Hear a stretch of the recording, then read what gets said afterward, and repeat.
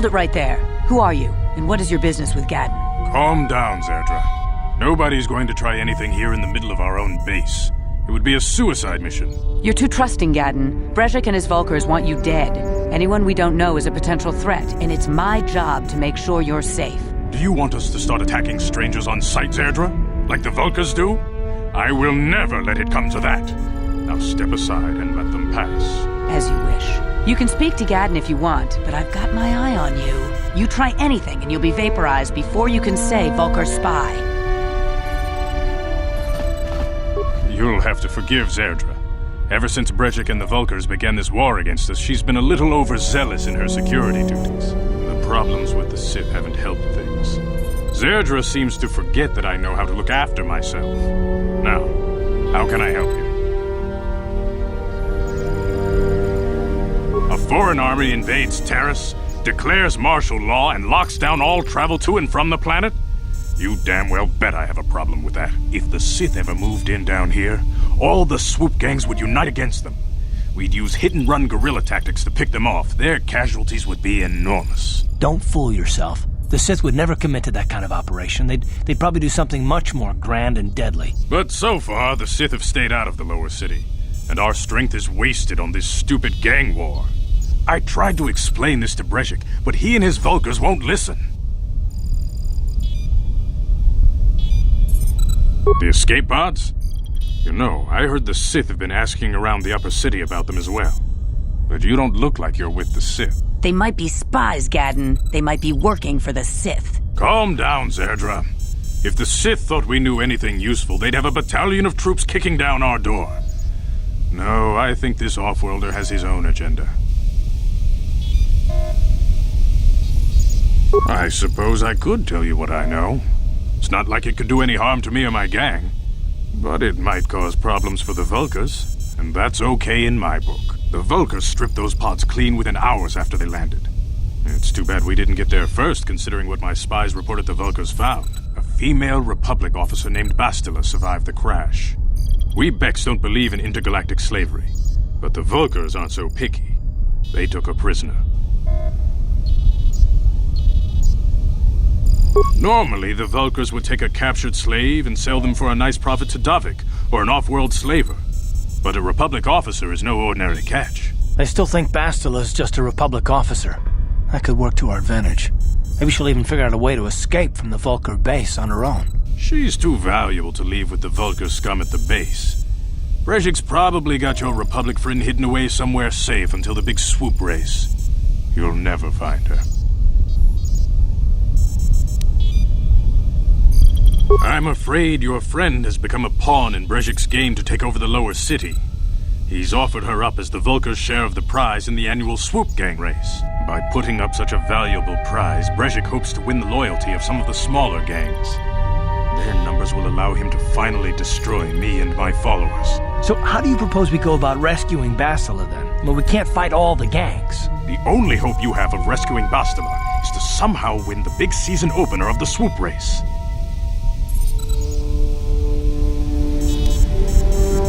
I might be able to help you with this, if you'd be willing to help us.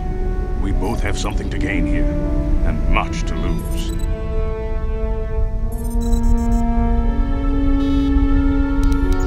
You really don't have any other choice. Not if you want to get Bastila back. You should at least listen to what I have to say. The swoop race is for the lower city gangs only. I could sponsor you as a rider for the Hidden Beks this year. If you win the race, you'll win your friend's freedom. But first, you have to do something for me. My mechanics have developed an accelerator for a swoop engine. A bike with the accelerator installed can beat any other swoop out there. But the Vulkars stole the prototype from us. They plan to use it to guarantee a victory in this year's swoop race. I need you to break into their base and steal it back. Getting into the Vulkar base won't be easy. The front doors are locked tight. But I know someone who might be able to get you in the back way. Mission Veo. Mission? Gadden, you can't be serious. She's just a kid. How is she supposed to help them with this? Mission's explored every step of every back alley in the lower city. Plus, she knows the undercity sewers better than anyone. If anyone can get inside the Vulkar base, it's her. She and her Wookiee friend Zalbar are always looking to stir up a little excitement. They like to go exploring in the Undercity, despite the dangers. Your best bet is to look for her in the Undercity, but you'll need some way past the Sith guard post at the elevator. A simple disguise might have worked on the Upper City guard, but the security down here is much tougher. You'll need the proper papers to get past him. Luckily, my gang ambushed one of the Sith patrols headed down to the Undercity.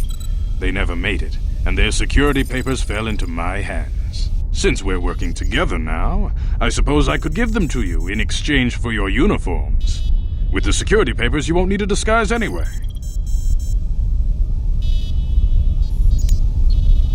I like to be prepared.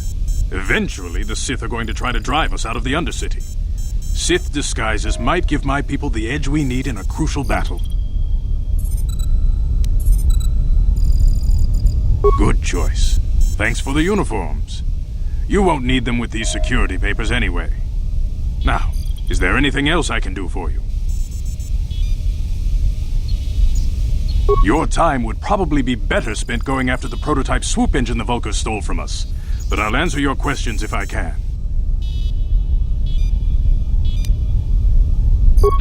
Very tactful. Are you itching for a fight or something? How dare you? I should kill you where you stand. Calm down, Zerdra. I'm not ashamed of what I've become. As you can see, I lost my eyes in a swoop racing crash. I rely on these artificial replacements to see now. But my blindness was not the worst consequence of my accident. My affliction was what eventually led to this war between my Becks and the Vulkars.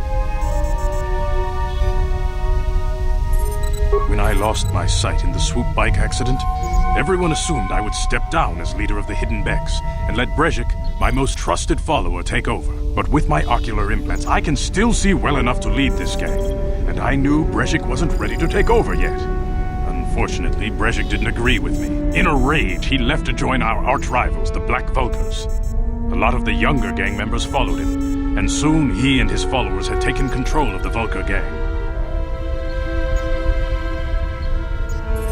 Brejik is a proud man. My decision was a public humiliation for him. Maybe if I had stepped down, this gang war could have been avoided. Don't fool yourself, Gadden. Brejik wants to control the lower city gangs. If you'd stepped down, he'd have led the Becks against the Vulkars. He wanted this war, one way or another. I know you're right, Zerdra. Brejik won't rest until I am dead and the Becks are no more. But it's hard to accept the truth of his betrayal. Your time would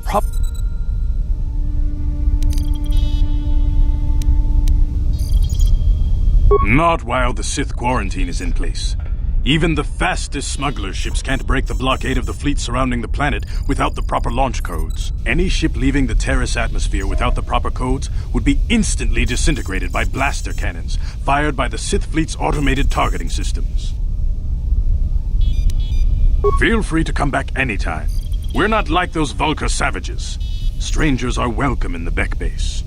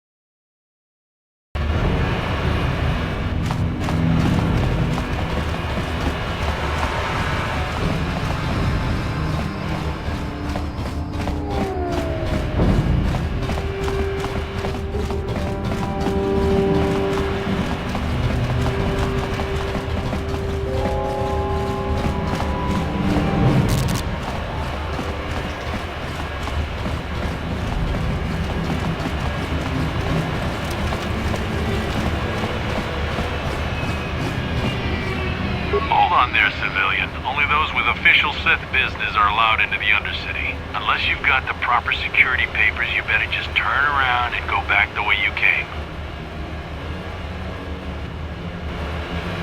Let me see. Yeah, these look to be in order. Okay, you can go down if you want. Can't say I envy you, though. The Undercity is crawling with mutants. Rackles, they call them. If you see anything moving down there, shoot first and ask questions later.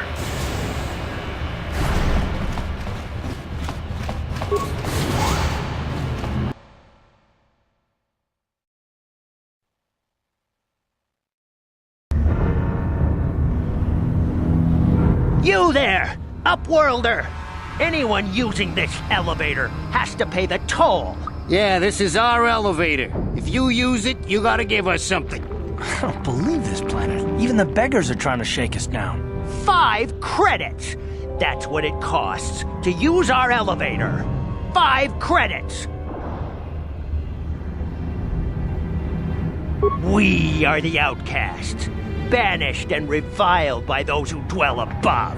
Here in the filth and darkness, we claw out a wretched existence, scavenging and begging just to survive long enough to see another wretched day.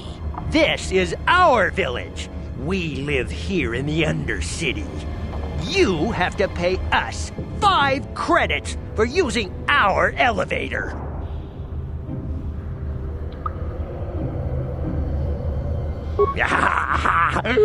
Credits, my brother! We have credits. Now we can buy food and medicine. Hush, or the others will hear us. They'll want our credits. We have to hide them. Go on, you two. Get out of here. I'm sorry about that. Those 2 beggars give everyone in the village a bad name. We aren't all like that, you know. Most of us are good people. I'm sure you are, miss. It's just too bad your little welcoming committee is here to give people a bad first impression. My name is Shalina. You're from the Upworld, aren't you? I've never seen it. I was born here in the Undercity. Is it as nice as they say up there?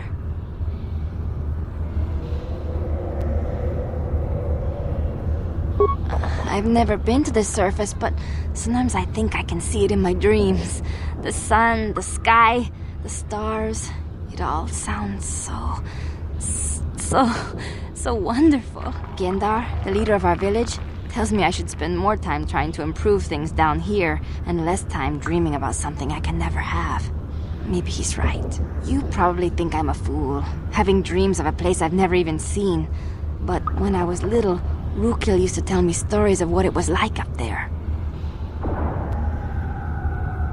Rukil's the oldest man in the village. The kids call him Rukil Wrinkleskin, but he's a kind man.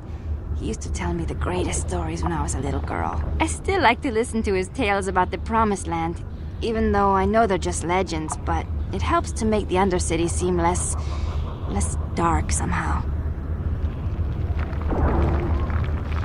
It's just a story to make little children smile. Rukil believes in it, though. Sometimes I can almost believe it myself, but then I look around and see the ugly truth. I guess we have to make the best of what we have, though. If you really want to learn more about the Promised Land, you should speak to Rukil. He's wandering around somewhere on the south side of the village. He doesn't move too far. He's hard on his bones. He's over 100 years old. The children laugh at him, and people think he's crazy because of his stories about the Promised Land, but he's really just a kind old man.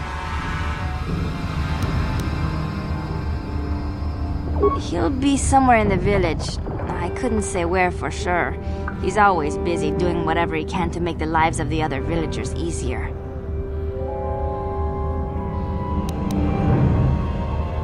I don't know anything about that, but maybe Gendar could help you. Sorry. Is there anything else you need? There were quite a few people from the surface marching through the village, but none of them bothered to talk to me. Gendar might know more about them. Well, I was born here for starters. My parents were outcasts, banished to the Undercity for some crime or other. They never really liked to talk about it. Everyone here is an outcast. or the descendants of one. It's tough down here, but we survive. I guess it's easier for me since I've never known anything different. Some of the people have given up all hope. They've become bitter and depressed, but most of us are good people, despite what our ancestors may have done. Gendar could probably tell you more, or maybe Rukil. You could talk to them if you want. Oh, okay. Well, if you ever need anything, or if you just feel like talking, come back and see me. I hardly ever get a chance to speak to someone from the upworld.